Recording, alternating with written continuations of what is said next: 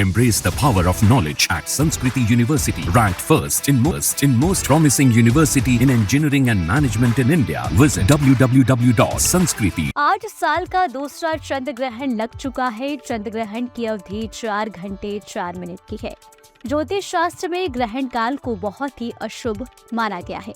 कहते हैं कि ग्रहण की अवधि में किए गए कार्य सिद्ध नहीं होते हैं, इसलिए इसमें शुभ कार्यों की मनाही होती है। ज्योतिष शास्त्र में चंद्र ग्रहण के दौरान भोजन पकाने या खाने से परहेज करने की सलाह दी जाती है, बल्कि सूतक काल शुरू होने से पहले ही पके हुए खाने में तुलसी के पत्ते डाल देने चाहिए, ताकि ग्रहण का अशुभ प्रभाव खाने पर ना पड़े। बता दें कि सूतक काल में तुलसी के पत्ते बिल्कुल नहीं तोड़ने चाहिए। तुलसी के पत्तों को सूतक काल से पहले ही तोड़कर रख लेना चाहिए। चंद्र ग्रहण के अशुभ काल में किसी भी नए कार्य की शुरुआत नहीं करनी चाहिए। यदि आप किसी नए काम की शुरुआत करना चाहते हैं या गृह प्रवेश या कोई दूसरा शुभ काम करना चाहते हैं तो ग्रहण काल के बाद ही आप करें। इसके साथ ही आपको बता दें, जो कि गर्भवती महिलाओं के लिए बहुत ही जरूरी है। नई गर्भवती महिलाओं को चंद्र ग्रहण के दौरान विशेष सावधानी बरतने की सलाह दी जाती है, जैसे घर से बाहर ना निकलना, किसी वस्त्र से स्वयं को ढक कर रखना आदि। इसके अलावा गर्भवती महिलाओं को धारदार या नुकीले औजारों का भी प्रयोग इस दौरान नहीं करना चाहिए।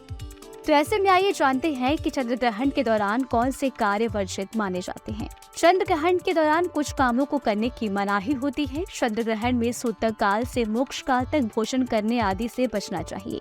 चंद्र ग्रहण के समय शारीरिक संबंध बनाने से बचना चाहिए। सूतक काल के दौरान देवी देवताओं की मूर्ति स्पर्श नहीं करनी चाहिए। ग्रहण के दौरान सोने की मनाही होती है। गर्भवती महिलाओं को चाकू, सुई जैसी नुकीली चीजों का से दूर रहना चाहिए।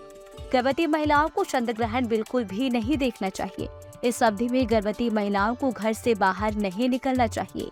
ग्रहण समाप्त होने के बाद स्नान दान करने के साथ ही कुछ मंत्रों का जाप आप अवश्य करें।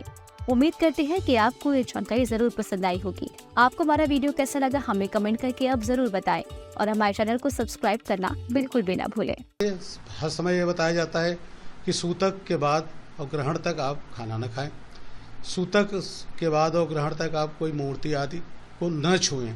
लेकिन पूजा पाठ की मनाही नहीं है, बल्कि ये कहा गया है कि जब ग्रहण स्पर्श हो जाए, जब तक मोक्ष न हो, उसमें स्नान करके आप उन मंत्रों का जप करें जो आपके गुरु ने दिया है, या और सूर्य, चंद्रमा, राहु, केतु के भी मंत्रों का जप किया जाना चाहिए, क्योंकि ये चारों ग्रह ग्रहण में सीधे प्रभावित होते हैं। इस बीच कोई तेज धार वाला हथियार नहीं छूना चाहिए और कोई भी मनोरंजन का कार्य, यहाँ तक कि पति पत्नी के जो बीच जो कृत्य होते हैं वो नहीं करना चाहिए। जागरण करना चाहिए, भोजन नहीं करना चाहिए, जल नहीं पीना चाहिए।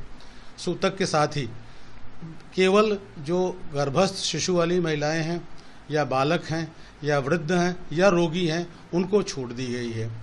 तो इसमें जो आपने भी बचत के लिए बात की, राहु के लिए लोग नारियल और थोड़ा सा अनाज और कुछ पुराने कपड़े बाहर निकाल देते हैं, जो सवेरे किसी गरीब को, डोम आदि को वो दान कर दिया जाता है या नदी में प्रवाहित किया जाता है।